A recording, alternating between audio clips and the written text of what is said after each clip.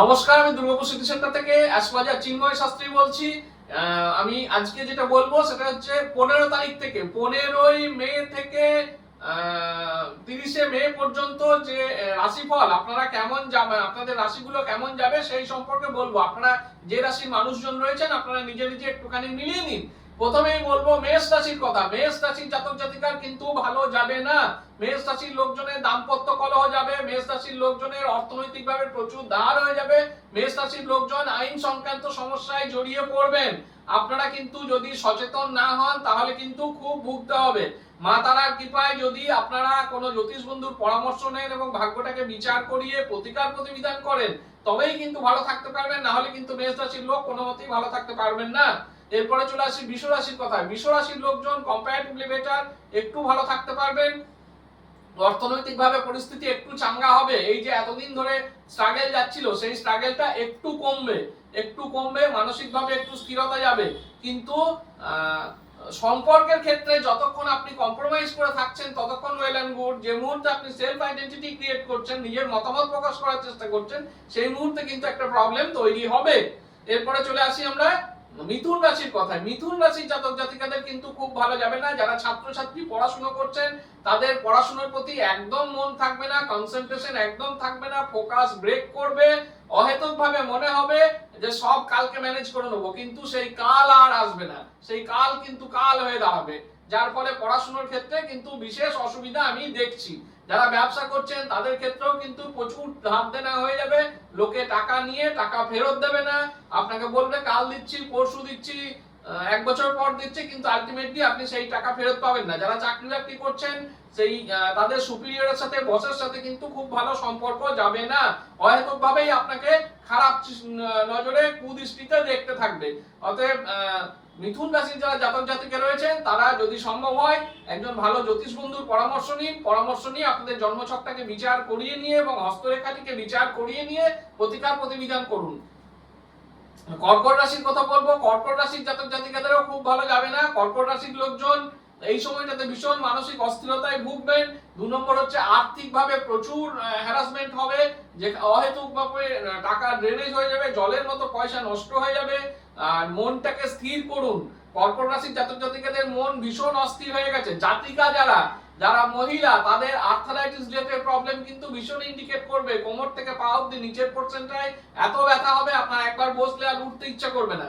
এগুলো কিন্তু গ্রহের কারকতা, গ্রহের জন্যই হচ্ছে। আপনারা গ্রহ বিচার করান, বিচার করিয়ে কিন্তু জন্মছকটাকে ব্যালেন্স করিয়ে এগোন, না হলে কিন্তু সত্যি ভালো থাকতে পারবেন না। এরপরে চলে আসে সিংহ রাশি। সিংহ রাশির কিন্তু কম্পারেটিভলি বেটার যাবে এই সময়টা। সিংহ রাশির জাতক জাতিকাদের মনটাও স্ট্রং হবে এবং সিংহ রাশির জাতক জাতিকাদের অর্থনৈতিক ভাগ্য ভালো হবে। সিংহ রাশির জাতক জাতিকাদের স্ট্রাগলটা কিন্তু কমবে। তবুও আপনাদেরকে বলবো মা তারাকে স্মরণ করুন, মা তারাকে কাছে শরণাগত হন। সব সময় মা তারাকে স্মরণ করতে করতে কাজ করুন, তাহলে অনেক ভালো থাকতে পারবেন। সিংহ রাশির জাতক জাতিকারা এই সময়ে যদি নতুন করে কিছু করার কথা ভাবছেন তাহলে শুরু করতে পারেন, সেটা কিন্তু আপনার জন্য ফ্রুটফুল হবে। কেননা নতুন করে ব্যবসা করতে হলে আপনাকে এখনই শুরু করতে হবে। এরপর আবার জ্যৈষ্ঠ মাস পড়ে যাবে, জ্যৈষ্ঠ মাসে করবেন না। এই বৈশাখ মাসে যে কটা দিন আছে এর মধ্যে চেষ্টা করুন, যদি করতে পারেন তাহলে ভালো, না হলে জ্যৈষ্ঠ মাস বাদ দিয়ে আবার আষাঢ় মাসে শুরু করবেন, তাহলে কিন্তু কম্পারেটিভলি বেটার যাবে। হ্যাঁ, এরপরে চলে আসি কন্যা রাশি। কন্যা রাশির মানুষজন কিন্তু ভালো থাকবেন না। কন্যা রাশির মানুষজনের প্রচুর আর্থিক চাপ, এখানে টাকা পাবে, ওখানে টাকা পাবে, সে টাকা পাবে, ও টাকা পাবে, বিভিন্ন জায়গা থেকে ফোন আসছে, এই রকম মানসিক অস্থিরতা ভীষণ ভাবে তৈরি হয়ে যাবে। লিগ্যাল সমস্যায়, আইন সংক্রান্ত সমস্যায় আপনারা জড়িয়ে পড়তে পারেন। সেখানেও কিন্তু আপনাদেরকে একটু সাবধানে সচেতন ভাবে থাকতে হবে। আমি বারবার একই কথা বলি, আবার আজকেও এই ভিডিওতে এই কথাই বলছি, সেটা হচ্ছে ভালো থাকার জন্য আমাদেরকে যেটা করতে হবে সেটা হচ্ছে একজন ভালো জ্যোতিষ বন্ধুর পরামর্শ নিতে হবে, যিনি আপনাকে প্রপার গাইড করবেন এবং প্রপার গাইড করার পরে আপনাকে প্রতিকার প্রতিবিধান দিয়ে আটকে রাখবেন। দেখুন, কারো কাছে ম্যাজিক নেই, পৃথিবীতে কোনো ম্যাজিক নেই যে আপনাকে সেই ম্যাজিক্যাল ইনস্ট্রুমেন্ট দিয়ে রাতারাতি বীজ থেকে গাছ করে দেবে, সেটা করার সম্ভাবনা নেই। কিন্তু একজন ভালো জ্যোতিষী, একজন ভালো তান্ত্রিক আপনাকে কি করবে, জীবনে চলার যে রাস্তা, ওয়ে আউট, সেটা আপনাকে সুন্দরভাবে ব্যাখ্যা করে বুঝিয়ে দেবে এবং গ্রহের যে অকারকতা, গ্রহ যেটা আপনাকে ফেভার করছে না, তা সেই গ্রহ যাতে ফেভার করে তার জন্য আপনাকে প্রতিকার প্রতিবিধান করার কথা বলবে। সেই প্রতিকার প্রতিবিধান করে কিন্তু আপনি ভালো থাকতে পারবেন।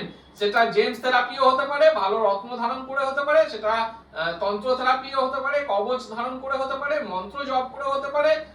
যাদের একদমই আর্থিক সমস্যা সঙ্গতি নেই তারা বিভিন্ন মূলও ধারণ করতে পারেন, কিন্তু তার জন্য জ্যোতিষ বন্ধুর পরামর্শ আপনাকে নিতে হবে। এরপরে চলে আসি আমরা তুলা রাশির কথায়। তুলা রাশির জাতক জাতিকা এই সময় খুব ভালো যাবে না। তুলা রাশির মানুষজন কিন্তু প্রচুর ভাবে অপমানিত হবেন বিভিন্ন জায়গা থেকে এবং আইন সংক্রান্ত সমস্যায় জড়িয়ে পড়বেন। আপনারা যারা বাইক চালাচ্ছেন, জাতকদের কথা বলছি, তারা কিন্তু গাড়ির পেপার পত্র সমস্ত ঠিক রাখবেন, না হলে কিন্তু পুলিশি ঝামেলায় জড়িয়ে পড়ার সম্ভাবনা রয়েছে। আপনারা যারা জাতিকা রয়েছেন, মহিলা রয়েছেন, তারা কিন্তু কথাবার্তা মেপে বলবেন, না হলে কিন্তু অহেতুক ঝামেলায় জড়িয়ে পড়া এবং মান সম্মান হানি এই যোগ কিন্তু আপনাদের রয়েছে। এরপরে চলে আসি বৃশ্চিক রাশির কথায়। বৃশ্চিক রাশির জাতক জাতিকা যারা রয়েছেন তারা কিন্তু আগের তুলনায় ভালো থাকবেন। এই যে কটা 5-7টা মাস গেল, এই মাসগুলোর তুলনায় আপনি ভালো থাকবেন। তবে মনটা ভীষণ অস্থির হয়ে রয়েছে। মনটাকে স্থির করার জন্য আপনাকে একজন ভালো জ্যোতিষ বন্ধুর পরামর্শ কিন্তু নিতে হবে। এরপরে আসি ধনু রাশির কথায়।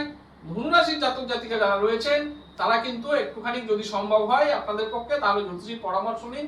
কেননা ধনু রাশির মানুষজনের যেটা এখন সমস্যা, সেটা হচ্ছে ধনুরাশির মানুষজন লোকে অহেতুকভাবে বিশ্বাস করে ফেলেন চট করে। আর যেহেতু বিশ্বাস করে ফেলেন চট করে, যার ফলে কিন্তু প্রচুর ঠকতে হয়।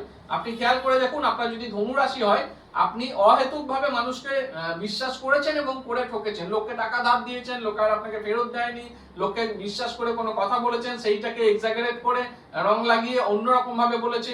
এই সমস্যা কিন্তু ধনুরাশির মানুষজনের সঙ্গে রয়েছে। ধনুরাশির মানুষজনের কিন্তু উচিত একজন ভালো জ্যোতিষ বন্ধুর পরামর্শ নিয়ে নিজের জন্মছকটাকে বিচার করিয়ে নিয়ে একটু প্রতিকার প্রতিবিধান করিয়ে নেওয়া। এরপরে চলে আসবো আমরা মকর রাশির কথায়। মকর রাশির জাতক জাতিকাদের যারা পড়াশোনা করছেন তাদের জন্য সময় খুব খারাপ। তারা ফোকাস করতে পারবে না, কনসেন্ট্রেট করতে পারবে না, সবটাই মনে হবে সামহাউ আই উইল ম্যানেজ, কিন্তু ম্যানেজ করতে পারবে না। যারা চাকরি করছেন তাদের জন্যও খারাপ। তাদের কিন্তু কর্মস্থলে বাধা, কর্মস্থলে অশান্তি, এটা কিন্তু ইন্ডিকেট করছে। এবং মকর রাশির যারা ব্যবসা বাণিজ্য করছেন তাদের কিন্তু প্রচুর আর্থিক ক্ষয়ক্ষতির সম্ভাবনা ইন্ডিকেট করছে।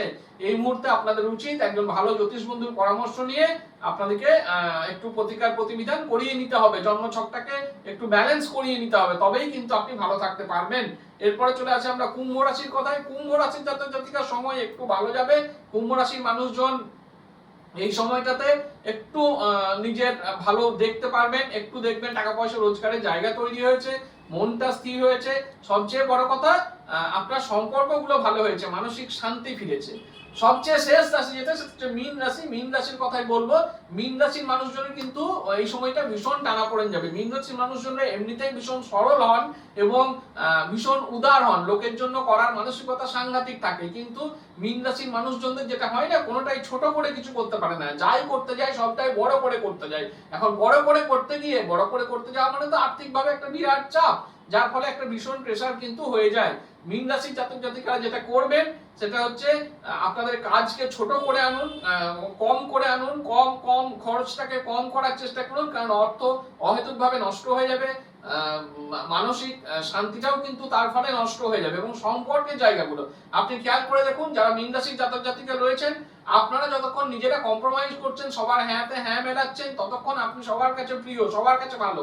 কিন্তু যখনই আপনি স্বাধীন সত্তা প্রকাশ করছেন, নিজের মতামত প্রকাশ করার চেষ্টা করছেন, তখন কিন্তু আপনি সবার কাছে খারাপ হয়ে যাচ্ছেন। অর্থাৎ মীন রাশির জাতক জাতিকাদের বলবো, আপনারা যদি পারেন, যদি সম্ভব হয়, তাহলে একজন জ্যোতিষীকে আপনারা দেখিয়ে নিন, ভালো শিক্ষিত জ্যোতিষী যিনি লেখাপড়া শিখে এটা করতে এসেছেন, এরকম একজন জ্যোতিষীকে দেখান, দেখিয়ে জন্মছকটাকে বিচার করিয়ে নিয়ে প্রতিকার প্রতিবিধান যা করা সেটা কিন্তু করিয়ে নিন। সব রাশিগুলোর কথাই বললাম। আশা করছি প্রত্যেক দর্শক বন্ধু এটা বুঝতে পেরেছেন এবং নিজেদের মতো করে চলবেন। আমি আমার দীর্ঘ 24 বছরের অভিজ্ঞতা থেকে বলছি, আমি প্রচুর মানুষের জীবন খুব কাছ থেকে ওঠানামা হতে দেখলাম।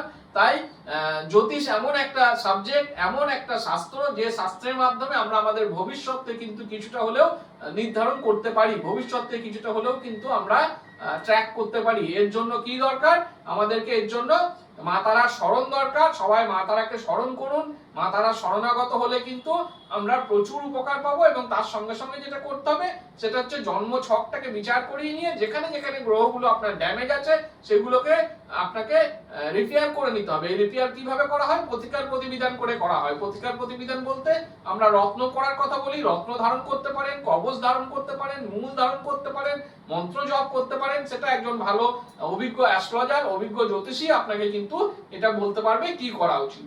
আজকে এটাই আমি শেষ করব। আপনারা সবাই ভালো থাকুন, সবাইকে ভালো রাখুন। নমস্কার।